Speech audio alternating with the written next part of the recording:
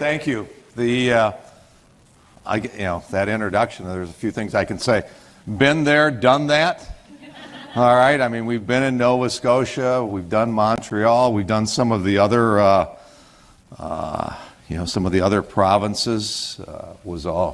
I've landed in Gander. All right, so I've been there. I had an aunt that her husband sold farm supplies out of Lethbridge, Alberta. I had an uncle that lived in Richmond, BC. My wife's sister lived in Smithers, the northern part, 500-600 miles north of Vancouver. And we've loved every minute of it. But we're enjoying, we're looking forward to being able to do it again. And what else can I say to somebody? I don't usually get into talking about women's attire, but where else would you see, or how could you ignore the fact that you are wearing Delft blue? All right, so for the rest of you at Pete Hoekstra, it's an honor to be with you. I was born in the Netherlands, although it's called Holland by some, especially in America. My parents moved from Holland to Holland, Michigan. Holland, Michigan is located where? It is located in Ottawa County.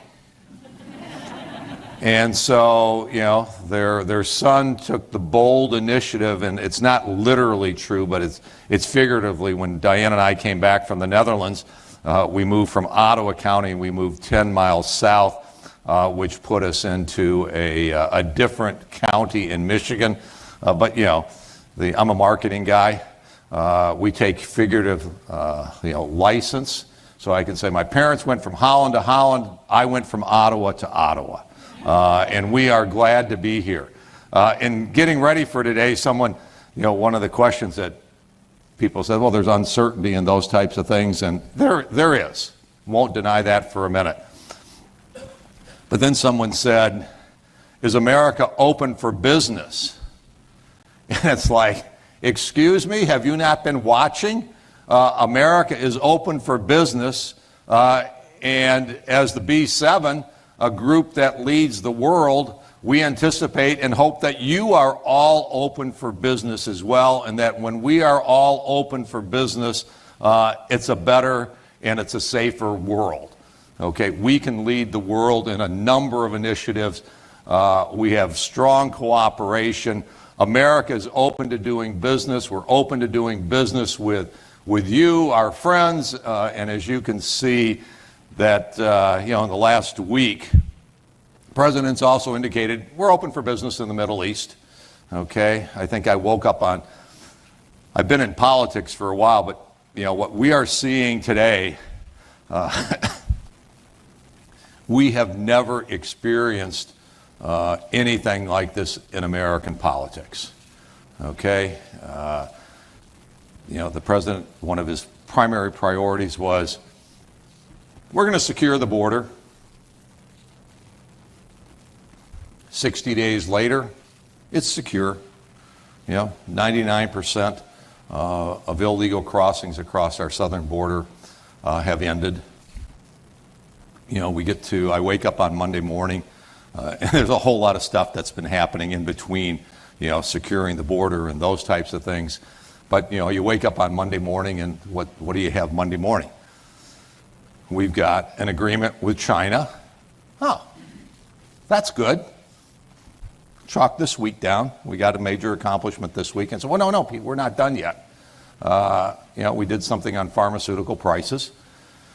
We had the expectation that perhaps Putin and Zelensky would meet today. That didn't happen. But then we did secure, again with our friends, we secured the release of an American hostage on Monday or Tuesday, but it was announced on Monday. And I think we got a plane, okay? Just a little plane. We've got lots of planes in Washington. I suggested that the president, Mr. President, we don't have a plane in Canada. If you've got an extra one, we can, because this is a big country. I could use a plane to fly from here to Vancouver to all the places that you mentioned, although I'm not sure it would land in Smithers. And it's like the pace that we are moving at is unbelievable. And I was at the White House this week, and you talk to the folks there, they're working 24/7. They're working 7 days a week on implementing an agenda that I think will be good for all of us. And we clearly want to move forward on a number of the objectives that the B7 has outlined that we are in total agreement with. You just go through a few of them. You talk about quantum computing. Chalk that up. Okay, that's something that we think is absolutely essential. You talk up AI. Yep, we're there. That's something that is critically important. The president, I think, signed an agreement this week for the construction of a massive plant to build the technology that will move quantum computing forward, that will move artificial intelligence forward. And I think, the president and America has now announced that we have, generated over $12 to $13 trillion of investment for the United States. An investment that, again, I think is good for all of us.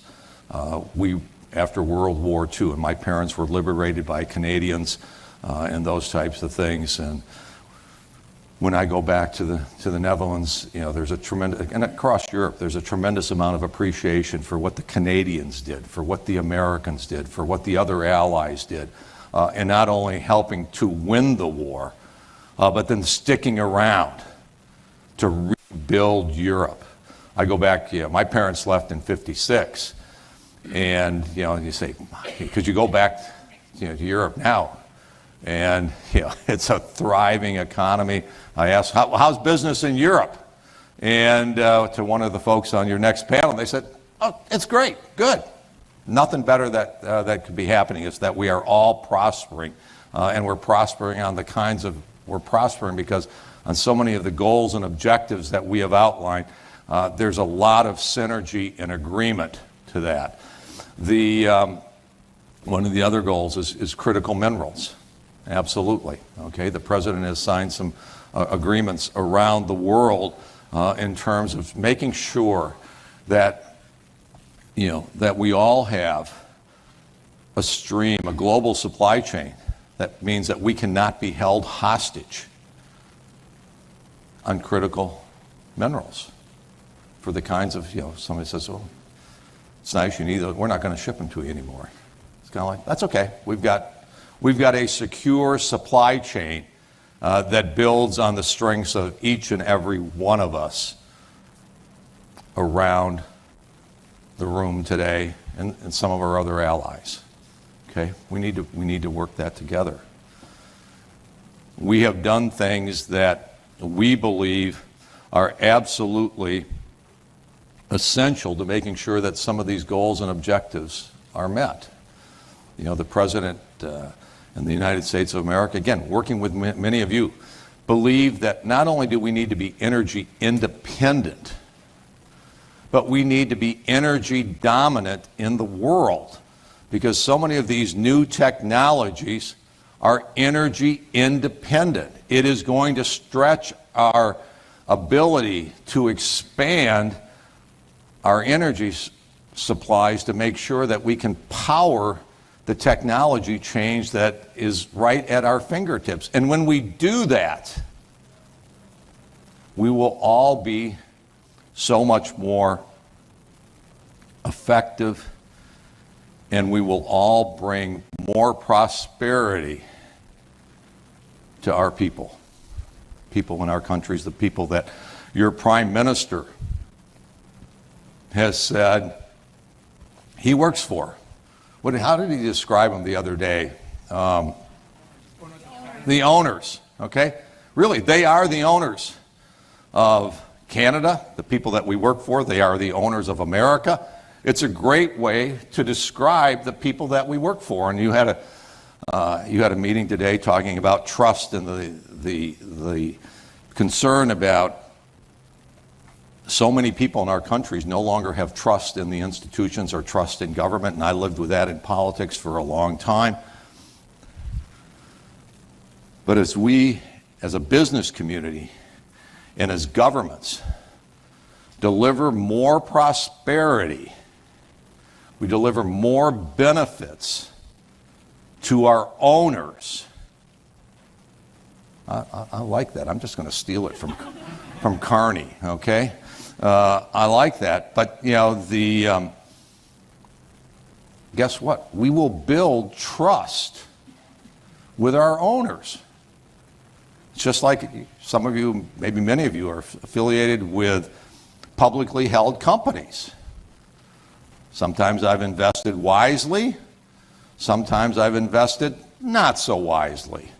And in those companies that turned out to be not such wise investment, it wasn't my problem. It wasn't my fault. I picked the right companies. Yeah, sure. But what I did is I picked companies where I couldn't trust. I found out later on I couldn't trust the leadership. Just kidding, okay? I know that some of my friends in Canada don't have the greatest sense of humor, okay? But so I have to tell them that I'm sharing with them a joke from a sick Dutch perspective, okay? But you know, the bottom line is when a company performs poorly, its leadership loses trust from its employees, from its customers, and from those who have invested and expected much better. And in reality, in America, and it's why we had the result from the election that we did, is that there are many in America who are apprehensive about our future and the issues that we were discussing, that they demanded change, and that they demanded a type of change that they believed that they could trust in, that they would have leadership that made promises that in a campaign that they would then implement. Well, you know, I can't get into politics beyond that. But so here we are. You know, the president is committed. We are open for business. We're working on the things that the B7 has identified. It's a great time to be in Canada in that, you know, you had an election 2.5 weeks ago, a new cabinet on Tuesday, a B7 summit now for a few days. I think that there will be discussions ongoing over the next couple of weeks about, you know, the United States and your host, Canada, in terms of where we move forward on a number of serious issues. Then you've got the King coming, and you're going to have a phenomenal, I don't know exactly how long he will be here, but is the King coming here, for maybe 3-4 days? I'm sure it will be an awesome experience. Congratulations to the Canadian government for being able to get the King to come to Canada and, you know, show that kind of respect for Canada. And so lots of great things happening here. And then we have the G7 summit. So it's like, wow, what an awesome time to come to Ottawa. And what an awesome, and you throw in a few tulips and we're okay. I just want to leave one final thought with you, is that many of your governments are also going to be asked, if we want to achieve all these economic goals and objectives, we also need a peaceful and secure world. It is why America continues to invest significantly in our defense, and why we want to partner with you in things that secure our countries and our people, because if we are safe and if we are secure, that liberates that liberates the business community to prosper and bring prosperity to all of our owners. So work with us on economic issues, work with us on the friendships and the relationships that we have on a personal basis around the world, and work with us on security issues so that we can deliver for the people that own our countries, and we can rebuild the trust that they demand. And we will be amazed at what we can accomplish in a very short period of time. I'm amazed what the President has accomplished and America has accomplished in roughly 120 days. But if we're all pushing in the same direction, we'll be even more amazed about what we can accomplish together. Hey, thank you very much, and I hope you had a great conference.